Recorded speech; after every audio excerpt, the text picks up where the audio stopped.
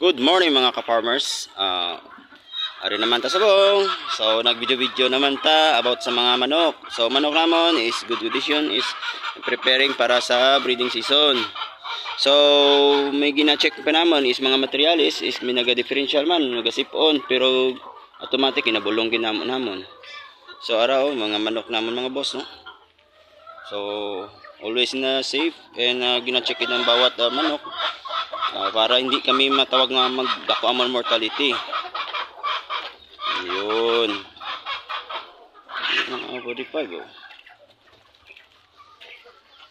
Mga itlog na sila, nag-starting na mga itlog. So munang himuon namon, damo pa na sila.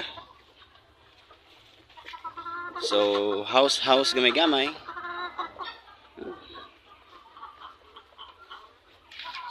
So mapainom na ta tubig sang manok. So ginagamit ko li actually, ginagamit ko mga bulong mga boss, no. Ari gali oh. Ari oh. About sa yun.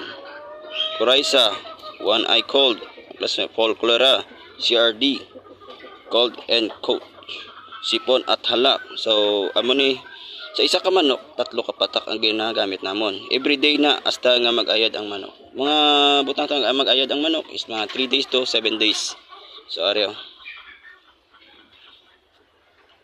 Mga boss.